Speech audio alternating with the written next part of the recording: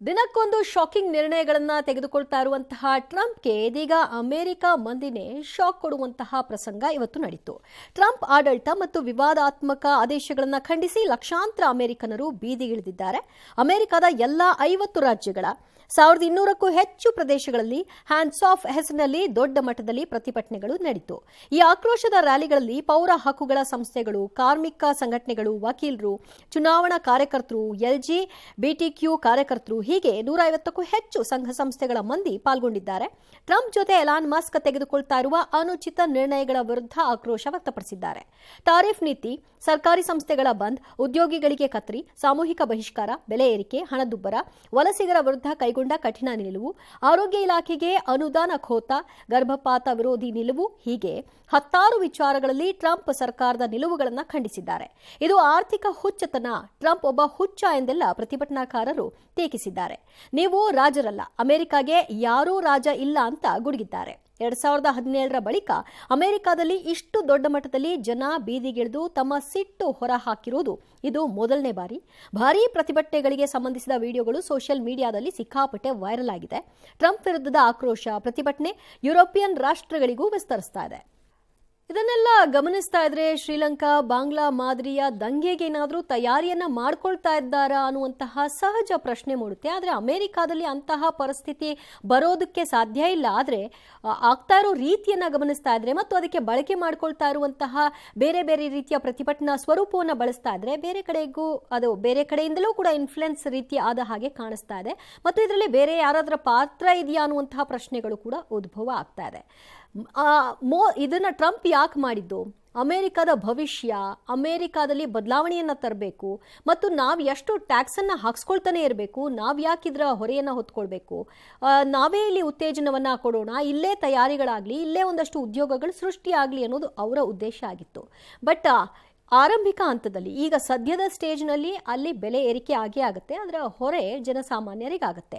ಈ ಸದ್ಯದ ಪರಿಸ್ಥಿತಿಯಲ್ಲಿ ಆಗುವಂತಹ ಹೊರೆಯನ್ನ ತಡ್ಕೊಳ್ಳೋಕೆ ಆ ಜನ ರೆಡಿ ಇಲ್ಲ, ಅದು ಒಂದು ಭಾಗ. ಮತ್ತು ಟ್ರಂಪ್ ಎಲ್ಲದರಲ್ಲೂ ಕೂಡ ಎಲಾನ್ ಮಸ್ಕ್ನ ಡಿಪೆಂಡ್ ಆಗ್ತಾ ಇದ್ದಾರೆ, ಅವರು ಹೇಳ್ದ ಹಾಗೆ ನಡ್ಕೊಳ್ತಾ ಇದ್ದಾರೆ ಅನ್ನುವಂಥ ಒಂದು ಆಕ್ರೋಶ ಕೂಡ ಅಲ್ಲಿ ವ್ಯಕ್ತವಾಗ್ತಾ ಇದೆ. ಇದು ಮುಂದೆ ಯಾವ ರೀತಿಯಲ್ಲಿ ಹೋಗುತ್ತೆ ಅನ್ನೋದನ್ನ ಕಾದು ನೋಡಬೇಕು. ಇನ್ನು ಭಾರತದ ಮೇಲೆ ಅಮೆರಿಕ ವಿಧಿಸಿದ ಟಾರಿಫ್ ಪ್ರಮಾಣದಲ್ಲಿ ಸ್ವಲ್ಪ ಮಟ್ಟಿಗೆ ಕಡಿಮೆ ಆಗಬಹುದು ಅಂತ ಹೇಳಲಾಗ್ತಾ ಇದೆ. ಪ್ರತೀಕಾರ ಸುಂಕ ವಿಚಾರದಲ್ಲಿ ಭಾರತ, ವಿಯೆಟ್ನಾಂ, ಇಸ್ರೇಲ್ ದೇಶಗಳ ಜೊತೆ ಅಮೆರಿಕ ಮಾತುಕತೆಯನ್ನ ನಡೆಸ್ತಾ ಇದೆ. ಖುದ್ದು ಅಧ್ಯಕ್ಷ ಟ್ರಂಪ್ ಆಯಾ ದೇಶಗಳ ಪ್ರತಿನಿಧಿಗಳ ಜೊತೆ ಚರ್ಚೆ ನಡೆಸ್ತಾ ಇದ್ದಾರೆ ಎಂಬುದು ಮಾಹಿತಿ. ಇದು ಫಲಿಸಿದ್ರೆ ಭಾರತ ಸೇರಿ ಹಲವು ದೇಶಗಳ ಜೊತೆ ಅಮೆರಿಕ ವಾಣಿಜ್ಯ ಒಪ್ಪಂದಕ್ಕೆ ಸಹಿ ಹಾಕುವ ಸಂಭವ ಇದೆ. ಆದರೆ ಅಮೆರಿಕ ಆಡಳಿತ ವರ್ಗದ ಹೇಳಿಕೆಗಳು ಇದಕ್ಕೆ ಭಿನ್ನವಾಗಿದೆ. ಸುಂಕದ ವಿಚಾರದಲ್ಲಿ ಯಾವುದೇ ದೇಶದ ಜೊತೆ ಒಪ್ಪಂದ ಮಾಡಿಕೊಳ್ಳುವ ಸಾಧ್ಯತೆ ಇಲ್ಲ ಅಂತ ಹೇಳಲಾಗ್ತಿದೆ. ಇದಕ್ಕೆ ಪೂರಕವಾಗಿ ಟ್ರಂಪ್ ನಡೆಸ್ತಾ ಇರುವ ವಾಣಿಜ್ಯ ಯುದ್ಧ ಜಾಗತೀಕರಣದ ಅಂತ್ಯಕ್ಕೆ ಮುನ್ನುಡಿ ಎಂಬ ವ್ಯಾಖ್ಯಾನಗಳು ಕೂಡ ಕೇಳಿಬರ್ತಾ ಇದೆ. ಬ್ರಿಟನ್ ಪ್ರಧಾನಿ ಕೆಮ್ ಸ್ಟಾರ್ಮರ್ ಅವರಂತೂ 1991ರಲ್ಲಿ ಸೋವಿಯತ್ ಯೂನಿಯನ್ ಪತನ ನಂತರ ಶುರುವಾಗಿ ಜಾಗತೀಕರಣ ಇಲ್ಲಿಗೆ ಮುಗಿದಂತಾಗಿದೆ ಅಂತ ನಾಳೆ ಪ್ರಕಟಿಸೋಕೆ ಮುಂದಾಗಿದ್ದಾರೆ ಅಂತ ಹೇಳಲಾಗ್ತಿದೆ. ಇನ್ನು ಟ್ರಂಪ್ ವಾಣಿಜ್ಯ ವಿಧಾನದಿಂದ ಅಂತಾರಾಷ್ಟ್ರೀಯ ಸಮಾಜ ಸಣ್ಣ ಸಣ್ಣ ಪ್ರಾಂತೀಯ ವಿಭಾಗಗಳಾಗಿ ಬೇರ್ಪಡುವ ಸಂಭವ ಇದೆ ಅಂತ ತಜ್ಞರ ಅಂದಾಜು. ಸೊ ಆರಂಭದಲ್ಲಿ ಟಾರಿಫ್ನ ಹಾಕ್ತಾರೆ, ಆಮೇಲೆ ಒಂದಷ್ಟು ನೆಗೋಸಿಯೇಷನ್ಸ್ ಆಗತ್ತೆ. ಆ ನೆಗೋಸಿಯೇಷನ್ಸ್ನಲ್ಲಿ ಯಾವ ರೀತಿಯಾಗಿ ಇಲ್ಲಿ ನಮ್ಮ ಭಾರತದ ವಿಷಯಕ್ಕೆ ಬರೋದಾದ್ರೆ ಇವ್ರು ಇನ್ನೆಷ್ಟು ಕಡಿಮೆ ಮಾಡ್ಬೋದು, ಅವರಿನ್ನೆಷ್ಟು ಕಡಿಮೆ ಮಾಡಬಹುದು ಅನ್ನುವಂಥ ಮಾತುಕತೆಗಳು ಬರುತ್ತೆ. ಫಸ್ಟ್ ಅಟೆಂಪ್ಟ್ ಹಾಕೋದನ್ನು ಹಾಕೋಣ, ಆಮೇಲೆ ನೆಗೋಸಿಯೇಷನ್ಗೆ ಬರೋಣ ಅನ್ನುವಂಥ ಲೆಕ್ಕಾಚಾರ ಇರಬಹುದು. ಅದರ ಭಾಗವಾಗಿ ತಯಾರಿಗಳು ಆಗ್ತಾ ಇದೆ. ಇನ್ನು ಮುಂದುವರೆದಂತಹ ಸುದ್ದಿ, ಕೊಡಗಿನ ಬಿಜೆಪಿ ಕಾರ್ಯಕರ್ತ ವಿನಯ್ ಸೋಮಯ್ಯ ಆತ್ಮಹತ್ಯೆ ಪ್ರಕರಣದ ಮತ್ತೊಂದು ಟ್ವಿಸ್ಟ್ ಈಗ ಸಿಕ್ಕಿದೆ. ವಿನಯ್ ಸೋಮಯ್ಯ ಆತ್ಮಹತ್ಯೆ ಮಾಡಿಕೊಳ್ಳುವ ಮುನ್ನ ಪತ್ನಿಗೆ ಬರೆದಿದ್ದರು ಎನ್ನಲಾದ ಪತ್ರವೊಂದು ವೈರಲ್ ಆಯಿತು. ಇದನ್ನ ವಿನಯ್ ಸೋಮಯ್ಯ ಅವರ ಬಾಮೈದ ಸುಶಾಂತ್ ಎಂಬಾತನಿಗೆ ಕಳಿಸಿಕೊಟ್ಟಿದ್ರು ಎನ್ನಲಾಗಿದೆ. ಆದರೆ ಇದನ್ನ 4 ದಿನದ ಬಳಿಕ ಯಾಕೆ ರಿವೀಲ್ ಮಾಡಲಾಯಿತು ಅನ್ನುವಂತಹ ಪ್ರಶ್ನೆಗೆ ಉತ್ತರ ಸಿಕ್ಕಿಲ್ಲ. ಮತ್ತೊಂದು ಕಡೆ ಕೊಡಗಿನಲ್ಲಿ ಕಾಂಗ್ರೆಸ್, ಬಿಜೆಪಿ ಕಾರ್ಯಕರ್ತರು ಪ್ರತಿಭಟನೆಗಳ ಮೂಲಕ ರಾಜಕೀಯ ಕೆಸರೆರಚಾಟದಲ್ಲಿ ತೊಡಕೊಂಡಿದ್ದಾರೆ. ಬೆಂಗಳೂರಿನ ಬಿಜೆಪಿ ಕಚೇರಿಯಲ್ಲಿ ವಿನಯ್ಗೆ ಶ್ರದ್ಧಾಂಜಲಿಯನ್ನ ಸಲ್ಲಿಸಲಾಯಿತು. ವಿನಯ್ದು ಆತ್ಮಹತ್ಯೆ ಅಲ್ಲ, ಕೊಲೆ ಅಂತ ಕಮಲ ಕಲಿಗಳು ಆಪಾದಿಸಿದ್ರು. ಸಾವಿನ ಮನೆಯಲ್ಲಿ ಕಾಂಗ್ರೆಸ್ ರಾಜಕೀಯ ಮಾಡ್ತಾ ಇದೆ ಅಂತ ಆಕ್ರೋಶ ಹೊರಹಾಕಿದ್ರು. ಆದರೆ ಬಿಜೆಪಿಯವರೇ ನಾಟಕ ಮಾಡ್ತಾ ಇದ್ದಾರೆ ಅಂತ ಪೊನ್ನಣ್ಣ ಪ್ರತ್ಯಾರೋಪ ಮಾಡಿದ್ರು. ಈ ಲೆಟರ್ ಬಗ್ಗೆ ತನಿಖೆ ನಡೆಸಬೇಕು ಅಂತ ಆಗ್ರಹಿಸಿದ್ದಾರೆ. ಡೆತ್ ನೋಟ್ ಎಲ್ಲಿದೆ, ಅದು ವಾಟ್ಸ್ಆಪ್ ಮೆಸೇಜ್ ಅಂತ ಸಚಿವ ಪ್ರಿಯಾಂಕ್ ಖರ್ಗೆ ಅವರ ಕೊಟ್ಟಂತಹ ಕೌಂಟರ್. ಸರ್ಕಾರದ ಮದ ಏರಿದ್ರೆ ಯಾವ ರೀತಿ ನಡ್ಕೊಳ್ಬಹುದು ಅನ್ನೋದಕ್ಕೆ ರಾಜ್ಯದಲ್ಲಿನ ಕಾಂಗ್ರೆಸ್ ಸರ್ಕಾರವೇ ಅವರು ಹೇಳಿಕೆ ನೋಡಿದ್ರೆ ಗೊತ್ತಾಗುತ್ತೆ. ವಿನಯ್ ಸೋಮಯ್ಯ ಅವರ ಆತ್ಮಹತ್ಯೆ ಅಲ್ಲ, ಇದು ಕೊಲೆ. ಇದರಿಂದ ಇರ್ತಕ್ಕಂಥ ದುಷ್ಟ ಶಕ್ತಿಗಳು ಯಾರು ಅಂತೇಳಿ ಈಗಾಗಲೇ ಬಹಿರಂಗ ಆಗಿದೆ. ಹಾಗಾಗಿ ತಪ್ಪಿತಸ್ಥರಿಗೆ ಶಿಕ್ಷೆ ಆಗಲೇಬೇಕು. ವಿನಯ್ ಸೋಮಯ್ಯನ ಸಾವಿಗೆ ನ್ಯಾಯ ಕೇಳ್ತಿರೋ ನಾವು ಇದೇ ಜಾಗದಲ್ಲಿ ಕಾಂಗ್ರೆಸ್ ಕಾರ್ಯಕರ್ತ ಇದ್ದಿದ್ದು ಕಾಂಗ್ರೆಸ್ಸಿಗರು ಮಾತಾಡ್ತಿದ್ರ? ಆಕಾಶ ಭೂಮಿ ಒಂದು ಮಾಡ್ತಿದ್ರಾ ಇಲ್ವೋ ನೀವು? ನಾವು ನ್ಯಾಯ ಕೇಳ್ತಾ ಇದ್ದೀವಿ. ಆತ್ಮಹತ್ಯೆಯಲ್ಲಿ ಬಚಾವಾಗಿರ್ಬೋದು, ಆದ್ರೆ ಕರ್ಮ ನಿಮ್ ಹಿಂದ್ಗಡೆ ಬೆನ್ಬಿಡದೆ ಕಾಡ್ತಾ ಇರುತ್ತೆ. ಅವರು ಇದನ್ನು ಅವಕಾಶವಾಗಿ ಬಳಸಿ ಶವದ ಮೇಲೆ ರಾಜಕಾರಣ ಮಾಡಿದ್ದಾರೆ. ಆತ್ಮಹತ್ಯೆ ಶರಣಾಗಿದ್ದಾರೆ. ಕಾರಣಕರ್ತರು ಬೇರೆ ಯಾರೂ ಅಲ್ಲ, ಭಾರತೀಯ ಜನತಾ ಪಕ್ಷ ಅಂತ ಹೇಳುವಂತ ಮಾತು. ನೋಡೋಣ, ಲೆಟರ್ ಏನಾದ್ರು ಇದ್ರೆ ನೋಡಿ ಹೇಳ್ತೀವಿ. ಇವತ್ತಿನವರೆಗೂ ಡೆತ್ ನೋಟ್ ಅಂತ ಹೇಳ್ತಾ ಇದ್ರು, ಅದಕ್ಕೆ ಪತ್ರ ಪ್ರತಿಕ್ರಿಯೆ ಕೊಡಕ್ಕಾಗ್ತದೆ. ಮತ್ತೆ ಒಂದು ಬಂದಿದೆ ಅಂತ ಹೇಳಿದ್ರೆ ನೋಡ್ಬೇಕು ಅದೇನಿದೆ ಅಂತ. ತನಿಖೆ ನಡೀತಾ ಇದೆ, FIR ರಿಜಿಸ್ಟರ್ ಆಗಿದೆ. ಅವರ ತನಿಖೆಯನ್ನು ಮಾಡಲಿ. ಯಾವಾಗ ಫೋನ್ ಮಾಡಿದ್ದಾರೆ ಇದೆಲ್ಲ ದಾಖಲೆಗಳು ಸಿಗುತ್ತಲ್ವಾ? ನೀವೇನ್ರ ಮೇಲೆ ಮಾಡಿದ್ರಿ? ಈಶ್ವರಪ್ಪನ ಇನ್ಸಿಡೆಂಟ್ ಆದಾಗ ನೀವ್ ಯಾವ್ದ್ರ ಮೇಲೆ ಮಾಡಿದ್ರಿ? ನೀವ್ ಹೆಣದ ಮೇಲೆ ತಾನೇ ಮಾಡಿದ್ದು. ಅವಾಗ ಹೆಣ ಇರ್ಲಿಲ್ವಾ? ಇವಾಗ ಮಾತ್ರ ಹೆಣ ಬಂತ? ಪೊನ್ನಣ್ಣ ಹೆಸರು ಇರ್ಬೋದು ಅಥವಾ ಮಂತರ್ಗೌಡ ಹೆಸರು ಇರ್ಬೋದು, ಡೆತ್ ನೋಟ್ನಲ್ಲಿ ಇದೆಯಾ? ಅದು ವಾಟ್ಸ್ಆ್ಯಪ್ ಮೆಸೇಜ್. ಅದು ಇದೇ CBI ಅವರು ಒಂದು ಪತ್ರ ಕೊಡ್ತೀನಿ ನಿಮಗೆ, ಕೇಸ್ಗಳನ್ನ ನಮಗೆ ಕೊಡಬೇಡಿ. ನಮಗೆ ಅಕಸ್ಮಾತ್ ನೀವು ಕೇಸ್ಗಳು ಕೊಟ್ರೆ ರಾಜ್ಯ ಸರ್ಕಾರ ದಯವಿಟ್ಟು ಅದಕ್ಕೆ ಸಿಬ್ಬಂದಿಗಳಿಗೆ ನೀವೇ ಕೊಡಬೇಕು, ಟ್ರಾನ್ಸ್ಪೋರ್ಟೇಷನ್ ನೀವೇ ಕೊಡಬೇಕು, ಅದ್ರ ಶುಲ್ಕ ನೀವೇ ಕಟ್ಟಬೇಕು. ಕರ್ನಾಟಕದ ಪೊಲೀಸಿನ ಸಹಾಯ ತಗೊಂಡೇ ನಾವು ಮಾಡ್ತೀವಿ ಹೊರತು ನಾವು ಯಾವುದು ಇಂಡಿಪೆಂಡೆಂಟ್ ಆಗಿ ತನಿಖೆ ಮಾಡೋದಿಲ್ಲ ಅಂತ ಪತ್ರ ಬರೆದಿರೋದು ಮರ್ತೋಗ್ಬಿಟ್ಟಿದ್ದಾರೆ BJP ಅವರು.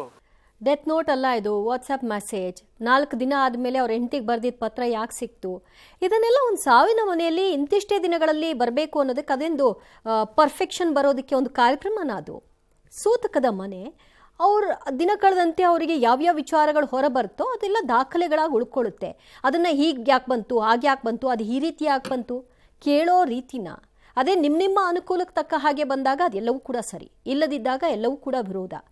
ಮತ್ತು ಅಶೋಕ್ ಅವರು ಮಾತಾಡ್ತಾ ಇದ್ರು, ಈಶ್ವರಪ್ಪ ಅವರ ಕೇಸ್ನಲ್ಲಿ ಆದಾಗ ಸಾವಿನ ಮನೆ ಹೆಣದ ಮೇಲೆ ರಾಜಕೀಯ ಅಂತ ಅಂತೀರಿ, ಆಗಿರಲಿಲ್ವಾ ಅವಾಗ? ಇವಾಗ ಹೆಣದ ಮೇಲಿನ ರಾಜಕೀಯನ ಅಂತ. ಇದರಲ್ಲಿ ಅರ್ಥ ಮಾಡ್ಕೊಳ್ಬೇಕಾಗಿರೋದು ಎರಡೂ ಕಡೆಯಲ್ಲೂ ಕೂಡ ಕಾರ್ಯಕರ್ತರು.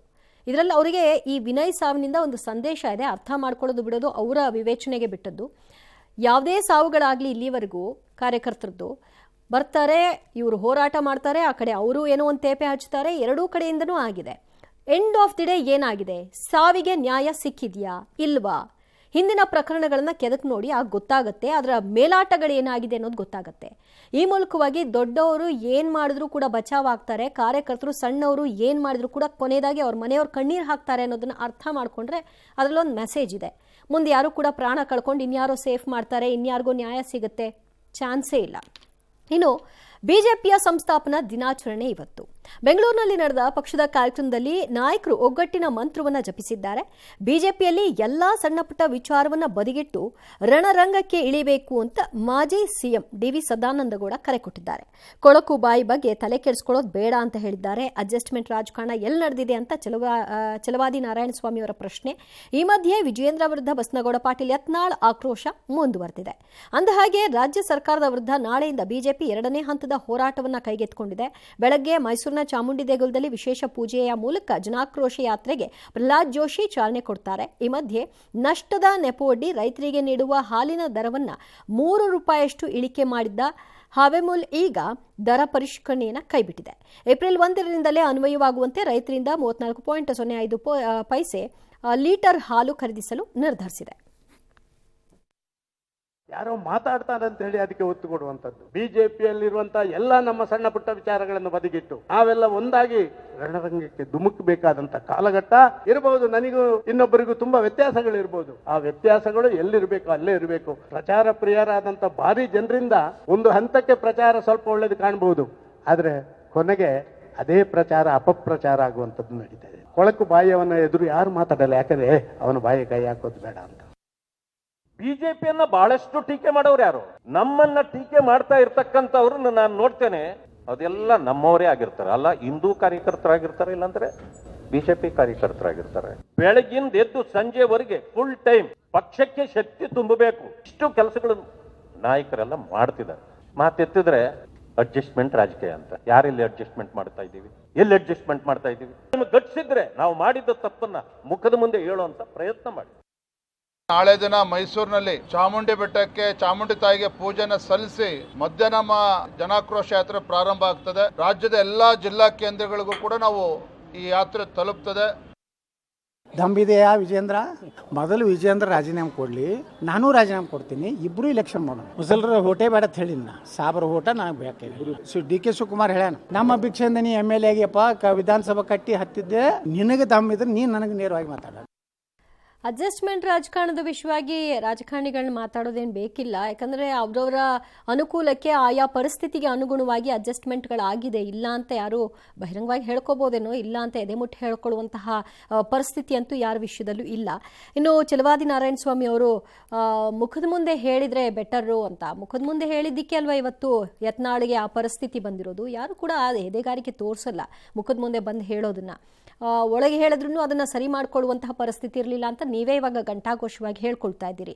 ಇದು ಶಿಸ್ತಿನ ಪಕ್ಷ. ಯಾಕಂದರೆ ನಿಮ್ಮಲ್ಲೇ ಕಾಲೆಳೆಯುವಂತಹ ಕೆಲಸವನ್ನು ಮಾಡ್ತಾ ಇದ್ದಾರೆ ಅಂದರೆ ಇನ್ನು ಯಾವ ಹಂತದಲ್ಲಿದೆ ಅನ್ನೋದನ್ನು ನೀವೇ ಬಹಿರಂಗಪಡಿಸ್ತಾ ಇದ್ದೀರಿ. ನಾಳೆಯಿಂದ ಹೋರಾಟ ಮಾಡ್ತಾ ಇದ್ದೀರಿ. ಫಸ್ಟ್ ಸ್ಟೆಪ್ಪಲ್ಲಿ ಒಂದು ಹಂತದಲ್ಲಿ ಯಶಸ್ವಿಯಾಗಿ ನಿಭಾಯಿಸಿದ್ರಿ. ಈಗ ನೋಡೋಣ ನಾಳೆ ಇದನ್ನು ಯಾವ ರೀತಿಯಾಗಿ ತೆಗೆದುಕೊಂಡು ಹೋಗ್ತೀರಿ ಅಂತ. ಯತ್ನಾಳ್ ಅವರು ರಾಜೀನಾಮೆ ಪ್ರಶ್ನೆಯನ್ನು ಎತ್ತುತ್ತಾ ಇದ್ರು. ವಿಜೇಂದ್ರ ಅವ್ರದ್ದು ಶಾಸಕ ಸ್ಥಾನಕ್ಕೆ ಇವರು ಕೊಡ್ತಾರಂತೆ, ಅವರು ಕೊಡಬೇಕಂತೆ, ಚುನಾವಣೆಗೆ ಹೋಗ್ಬೇಕಂತೆ. ಸಾಧ್ಯನಾ? ಹಾಗೊಂದು ವೇಳೆ ಇದ್ದಿದ್ರೆ ಅದನ್ನು ಆಗಲೇ ಮಾಡಬೇಕಿತ್ತಲ್ಲ. ಈಗ ಆ ಪ್ರಶ್ನೆಯನ್ನು ಎತ್ತುತ್ತಿರೋದು ಯಾಕೆ?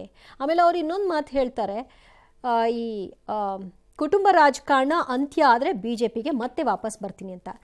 ನೀವು ಆಚೆ ಬಂದಿರೋದಲ್ಲ ಸರ್, BJPನೇ ನಿಮ್ಮನ್ನು ಆಚೆ ಹಾಕಿರೋದು. ಮತ್ತೇನು ನೀವು ವಾಪಸ್ ಹೋಗ್ತೀವಿ ಅಂತ ಅದಕ್ಕೆ ದಿನಾಂಕವನ್ನು ನಿಗದಿಪಡಿಸೋದು? ನಿಮ್ಮ ಆಟಾಟೋಪಗಳು, ನಿಮ್ಮ ಮಾತುಗಳು ಅವ್ರಿಗೆ ಸಹಿಸಿಲ್ಲ, ಅವ್ರಿಗೆ ಬೇಡವಾಗಿತ್ತು, ಅವ್ರ ಪಕ್ಷಕ್ಕೆ ಬೇಡವಾಗಿತ್ತು. ಹಾಗಾಗಿ ಕಳಿಸಿರೋದ್ರಿಂದ ನೀವು ಈಗಲೂ ಅವ್ರಿಗೆ ಆ ಒಂದು ಆಪ್ಷನ್ ಕೊಡ್ತಾ ಇದ್ದೀರಲ್ಲ, ಅದು ನಿಮ್ಮ ಪಾಲು ಉಳ್ಕೊಂಡಿಲ್ಲ ಅನ್ನೋದನ್ನು ಅವರಾಗಲೇ ಹೇಳಾಗಿದೆ ನಿಮ್ಮನ್ನು ಉಚ್ಚಾಟನೆ ಮಾಡೋ ಮೂಲಕವಾಗಿ. ಇನ್ನು ಮುಂದಿನ ಸುದ್ದಿಗೆ ಹೋಗೋಣ. ಇತ್ತೀಚೆಗೆ ಪಕ್ಷದೊಳಗಿನ ವಿದ್ಯಮಾನದ ಬಗ್ಗೆ ತೀವ್ರವಾಗಿ ಬೇಸರಗೊಂಡಿರುವ ಪರಮೇಶ್ವರ್ ಇವತ್ತು AICC ಅಧ್ಯಕ್ಷ ಮಲ್ಲಿಕಾರ್ಜುನ ಖರ್ಗೆ ಅವರನ್ನ ಭೇಟಿ ಮಾಡಿ ಸುದೀರ್ಘವಾಗಿ ಚರ್ಚೆಯನ್ನು ನಡೆಸಿದ್ರು. ಆದರೆ ರಾಜಕೀಯದ ಬಗ್ಗೆ ಏನೂ ಚರ್ಚೆ ಆಗಿಲ್ಲ ಅಂತ ಹೇಳ್ಕೊಳ್ಳೋ ಮೂಲಕ ಜಾರ್ಕೊಂಡಿದ್ದಾರೆ. ಇದು ಪದೇ ಪದೇ ಅಬ್ಬರಿಸ್ತಾ ಇದ್ದ ಸಹಕಾರ ಸಚಿವ KN ರಾಜಣ್ಣ ದೆಹಲಿ ಟೂರ್ ಬಳಿಕ ಗಪ್ಚುಪ್ಪಾಗಿದ್ದಾರೆ. ದೆಹಲಿಯಿಂದ ಬಂದ ಬಳಿಕ ಹನಿ ಟ್ರ್ಯಾಪ್ ಕೇಸ್ ಹೇಳಿಕೆ ಕೊಡ್ತೀನಿ ಎಂದಿದ್ದ ರಾಜಣ್ಣ ಈಗ ಎಲ್ಲೂ ಹೋದ್ರು ಅನ್ನುವಂಥ ಪ್ರಶ್ನೆ ಗೊತ್ತಿಲ್ಲ, ಎಲ್ಲಿ ಹೋದ್ರೋ ಗೊತ್ತಿಲ್ಲ. ಇದು ಭಾರೀ ಚರ್ಚೆ ಗ್ರಾಸವಾಗ್ತಾ ಇದೆ.